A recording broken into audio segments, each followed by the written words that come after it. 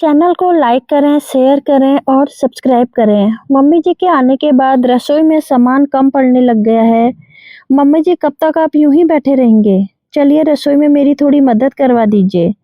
और मदद नहीं कर सकते तो कम से कम गुड्डा को ही खिला दीजिए। अब मैं अकेली खाना बनाऊं या इसे संभालूं? आरती ने कहा, लेकिन सास संध्या जी ने एक जवाब तक नहीं दिया। मम्मी जी, मैं आपसे ही कह रही हूँ, कम से कम जवाब तो दे दीजिए। आज खाना बनाना भी है या सबको भूखे ही रहना है? लेकिन जब संध्या जी ने कुछ नहीं कहा तो आरती तमतमाती हुई गुड्डा को पकड़कर अपने साथ कमरे में ले गई। कमरे में जाकर अपने पति संदीप के पास गुड्डा को जबरदस्ती बैठाते हुए बोली, संभालिए इसे, परेशान किए जा रही है। या तो आप इसे घुमाने के लिए पार्क में ले जाओ या फिर इसे पकड़ कर बैठो ताकि मैं खाना बना सकूं। यहाँ किसी का उपवास नहीं है। उसे इस तरह बोलता देखकर संदीप बोला, क्या बात है, आज इतने गुस्से में क्यों हो? और इसकी दादी कहाँ गई है जो इसे मेरे पास लेकर आ गई हो? रोज मम्मी इसे संभाल तो लेती ही है तो इसी घर में, पर मुझे क्या पता क्या हुआ तुम्हारी मम्मी को। मुंह फुलाकर बैठी हुई है, बात तक नहीं कर रही है, ना ही रसोई में मेरी मदद करवा रही है और ना ही गुड्डा को रख रही है। कहकर आरती गुड्डा को संदीप के पास छोड़कर रसोई में तमतमाती हुई चली गई। कुछ देर तो संदीप ने उसे संभाला और फिर उसे लेकर माँ के कमरे में चला गया।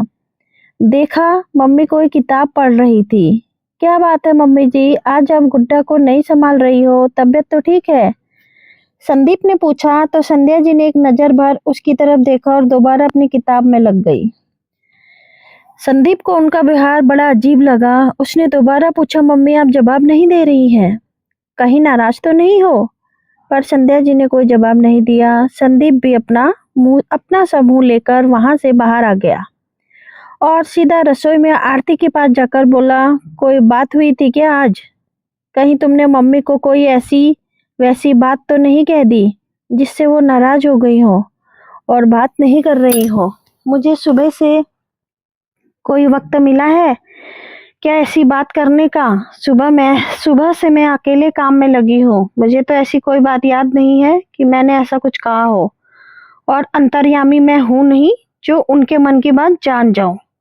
अब मुझे डिस्टर्ब मत करो। आज खाने की भी कोई तैयारी करके नहीं रखी है मम्मी ने, तो सब कुछ मुझे ही करना है। आरती का वह जवाब सुनकर संदीप गुड्डा को लेकर पार्क में रवाना हो गया। तो आरती ने टोका, आते समय गरम मसाले का पैकेट लेकर आना, घर में गरम मसाला खत्म हो गया है। अरे, तुम गरम मसाला सब्जी में डालती हो या गरम मसाले की ही सब्जी बनाती हो?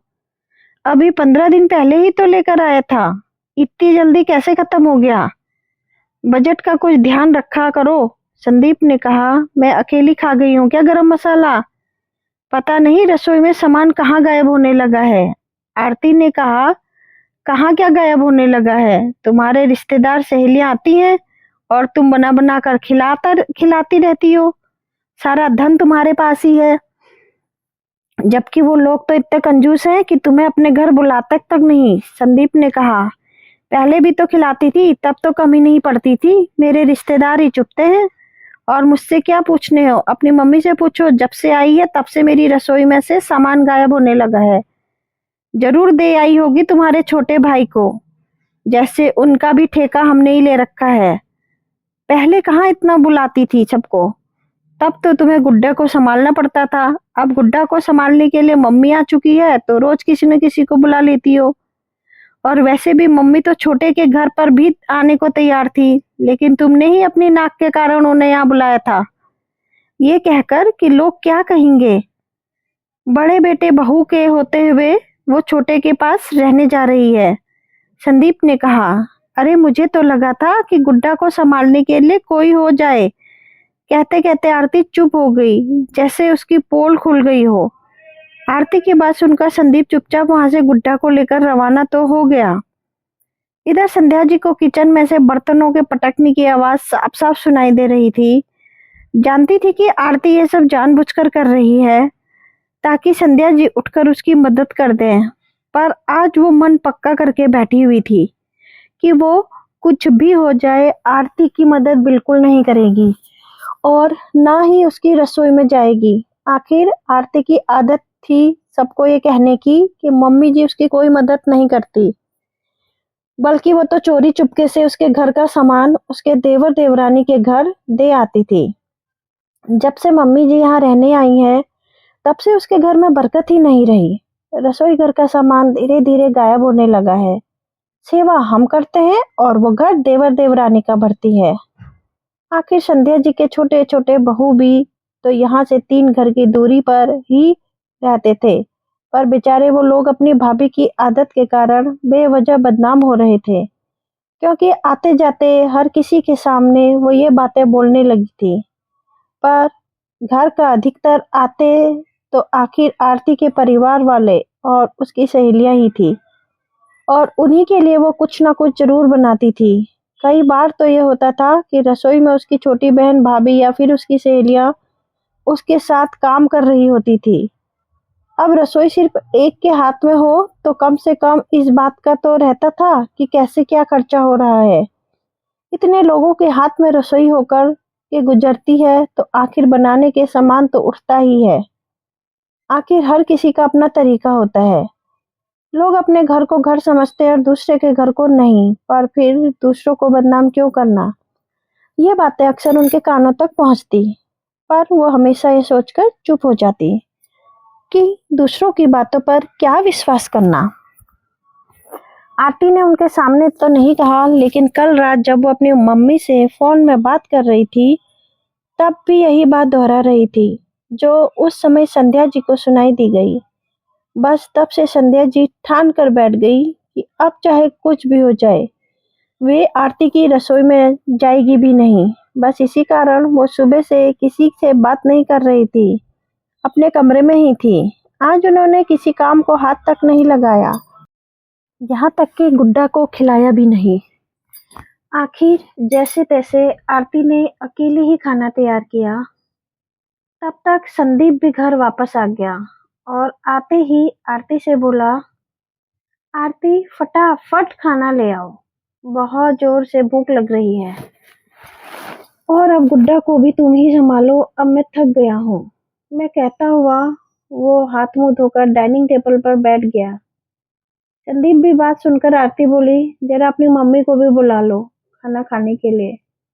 मदद तो नहीं की, कम से कम खाना तो खा ले टाइम से, ताकि मैं भी रसोई के काम से फ्री हो सकूं। सुनकर संदीप उठकर जाने लगा तो संध्या जी बाहर निकल आई।